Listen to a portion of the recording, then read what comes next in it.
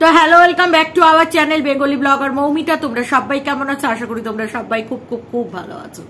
তো তোমরা দেখতেই পাচ্ছ ব্লগাররা এখন কি নাটক শুরু করেছে। ভিউজ নেই, ভিউজ নেই, ভিউজ আনতে হবে, ভিউজ আনতে হবে। শাশুড়ি বৌমার কেচ্চা, তারপরে স্বামী স্ত্রীর কেচ্চা। স্বামী স্ত্রীর কেচ্চা থেকে একটু অ্যাডভান্স কিছু দেখাতে হবে, তাই বয়সে 10 বছরের ছোট ছেলের সাথে পরকিয়া। আচ্ছা, পরকিয়া ট্রেন্ডটা এই আমাদের খেয়া মাসি ফার্স্ট ইউটিউবে বোধহয় এনেছিল, তাই না? আমি যদি খুব একটা ভুল না বলে থাকি, বিচু বাবুর সাথে। হ্যাঁ, তো যাই হোক, খেয়া মাসিকে নিয়ে এর পরের ভিডিওটা আসছি। এখন এই ভিডিওটা আমার পেঁচুকে নিয়েই থাক। তো তারপরে ম্যান্ডি তার 10 বছরের ছোট কচি ভাইয়ের সাথে পরকিয়া চললো। সেইটা দেখে ইন্সপায়ার হলো প্রদীপবাবু এবং মিনা। তো মিনাও প্রেমের ছলাকলা দর্শকদের দেখাতে দেখাতে সত্যিকারের জীবনে মানে প্রেমটাকেই আবেদন করেছে। সে আবার কে? ফোকলা।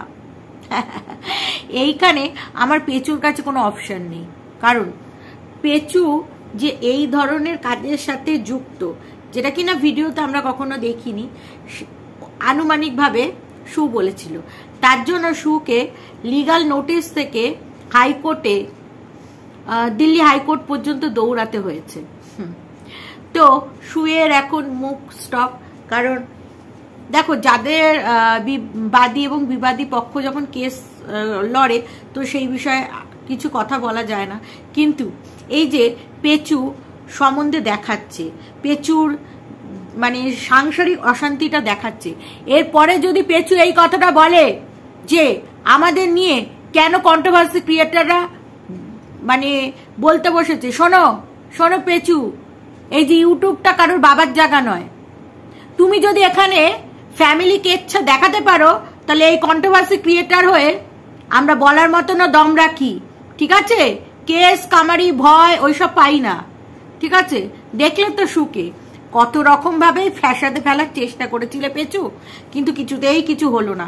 সেই তোমাকে এই ফ্যামিলি কেচ্চা বিজনেসতেই নামতে হলো না। শাড়ির বিজনেসটা তো তোমার মন্দ যাচ্ছিল না পেঁচু, শাড়ি, জামা কাপড় ইসেট্রা ইসেট্রা যেসব বিক্রি করছিলে, নাইটি টাইটি, কিন্তু না, তোমাদের তো আবার এই গলার ঢেকটা অনেক বড়, তোমাদের তো অল্প পয়সায় চলিবে না।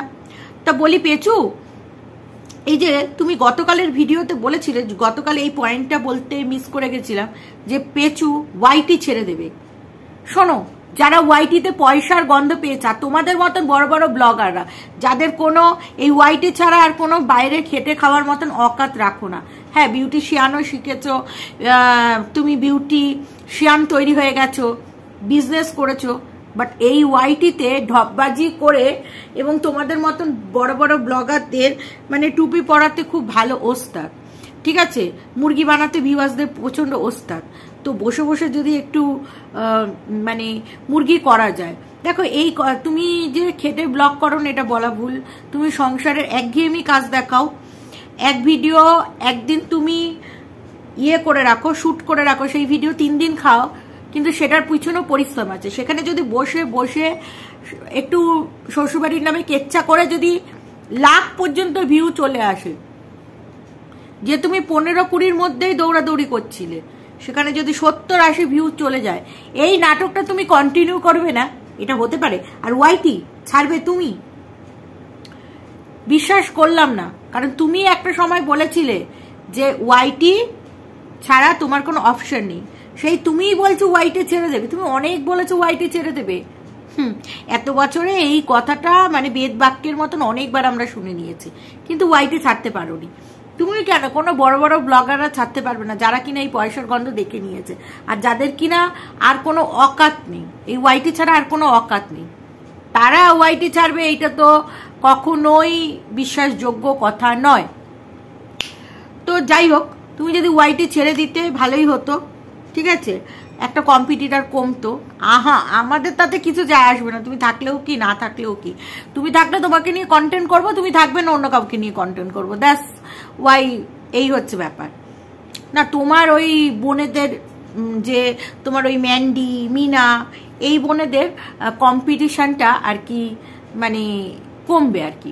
যাই হোক, তোমার কমেন্ট সেকশনে প্রচুর কমেন্টস পড়েছে, প্রচুর মানুষ এটাকে নাটক হিসেবেই ধরে নিয়েছে, কেউ বিশ্বাস করেনি, কারণ তুমি এত ফ্যামিলি বন্ডিং দেখিয়ে যদি এই সমস্ত কাহিনী তুলে ধরো। আমি ধরো আজকে আমার স্বামীর সাথে ফুলসজ্জা, আমার স্বামীর সাথে মাখো মাখো গত রিলেশন দেখিয়ে একেবারে দারুণ রিলেশন দেখিয়ে দিলাম, তারপরে বললাম, মানে আমি বললাম আমার স্বামী আমাকে চোখে হারায়, তারপরে যদি আমি বলি যে আমার স্বামী এই করে, কেউ বিশ্বাস করবে?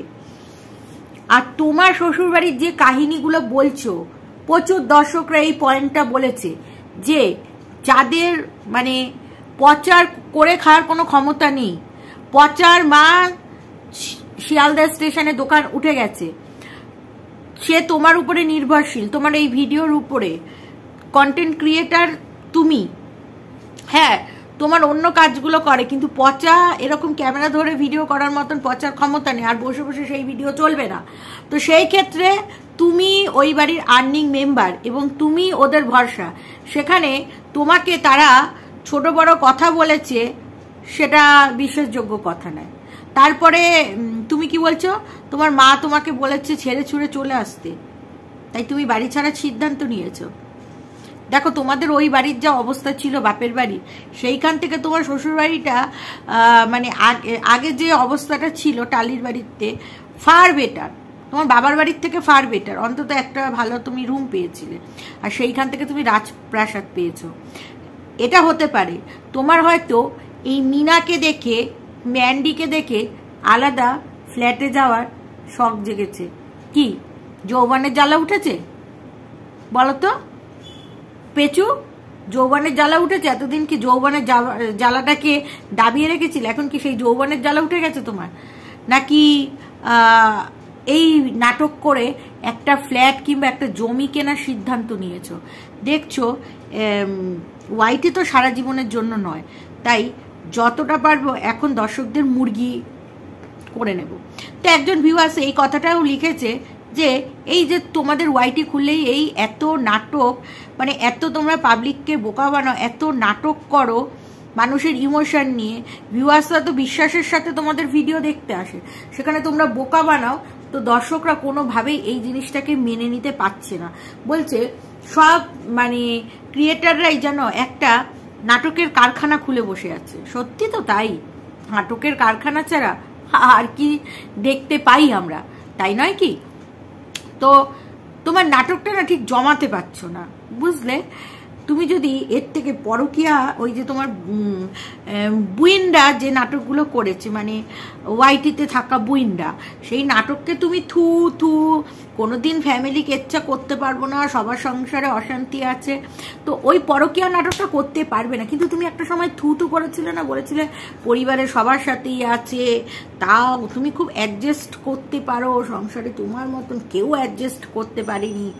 হ্যাঁ তুমি অ্যাডজাস্ট, দেখো তোমাকে তোমার স্বামীর জন্য অনেকটাই স্যাক্রিফাইস করতে হয়, বাট অ্যাডজাস্ট তোমাকে করতে হয় না, বরঞ্চ তোমার পরিবারের লোকরা তোমার সাথে অ্যাডজাস্ট করে চলে, কারণ তারা তোমার উপরে নির্ভরশীল, এবং যেহেতু তুমি তাদের ছেলেকে টেক কেয়ার করছো, তো তারা কোনোভাবে কি বলবো তোমার উপরে একটা ওই যে ওটা বলে না সহানুভূতি, সহানুভূতিটাও ঠিক ওয়ার্ড না, মানে তোমার উপরে তারা কৃতজ্ঞ, তো সেই জায়গা থেকে তারা তোমার সাথে খারাপ ব্যবহার, no no no no no, শাশুড়িকে তো ঝিয়ের মতন কাজ করাও।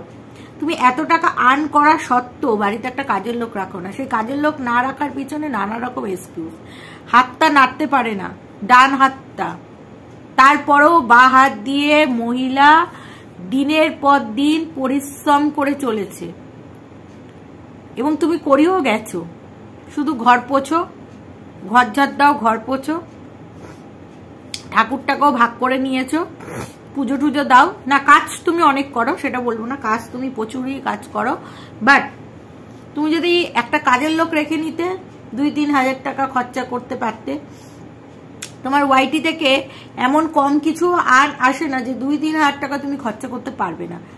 তাছাড়া তোমার বিজনেস, তোমার বিউটিশিয়ান, এসব তো আছে, তুমি অনেক টাকায় আর্ন করো, তো সেই জায়গা থেকে তুমি যদি 2-3 হাজার টাকার একটা কাজের লোক রাখতে পারতে, তাহলে তোমার শাশুড়িরও হেল্প হতো, বয়স্ক মানুষের, এবং তোমারও হেল্প হতো, কিন্তু না, না, শাশুড়িকে কি আর বিনা পয়সায় খাওয়াবো ভাই? কাজ করাবো, তারপরে খাওয়াবো। কচুরির দোকানে কচুরি ভেজে ভেজে আমাদের সংসার চালাতো। সেই যে সময়টা, কচুরি ভাজার যাওয়ার পরিশ্রমের সময়টা তুমি কমিয়ে দিয়েছো, কারণ তাকে আর তুমি কাজে পাঠাচ্ছ না, কারণ তার বয়স হয়েছে। তাই জন্য কি তুমি বসিয়ে খাওয়াবে? হ্যাঁ, তার জন্য তুমি তাকে দিয়ে বাজার করানো, ভারী ভারী বাজারের ব্যাগ টানানো, সবজি কাটানো, রান্না করানো। পেঁচু করাও না তুমি?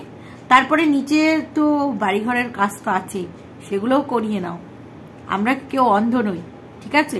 তো যাই হোক, সবশেষে বলবো নাটকটা না ঠিক ভালো মতন জমছে না, জমাতে পারছো না, ঠিক আছে? বলছি ননদের সাথে ভালোই সেট আপ করেছো না নাটকটা জমানোর জন্য? ননদ কিন্তু ভালো এক্সপার্ট একেবারে অভিনয় করতে। যাই হোক, চালিয়ে যাও অভিনয়, আর আমরাও ভিডিও চালিয়ে যাই। চলো দর্শক বন্ধুরা, এই ভিডিওটা এখানেই শেষ করছি। তবে পেঁচু এই রাজপ্রাসাদ ছেড়ে তোমাদের মনে হয় ওই পেঁচুর বাপের বাড়িতে যাবে? পেঁচু তার মানে আলাদা ফ্ল্যাটে গিয়ে নতুন কিছু ঘটনা ঘটাবে যদি ফ্ল্যাটে যায়। মানে ফ্ল্যাটে যাওয়ার খুব নেশা চেপে গেছে পেঁচুর মধ্যে। তো চলো দর্শক বন্ধুরা, এই ভিডিওটা এখানে শেষ করছি। ভালো থেকো, সুস্থ থেকো।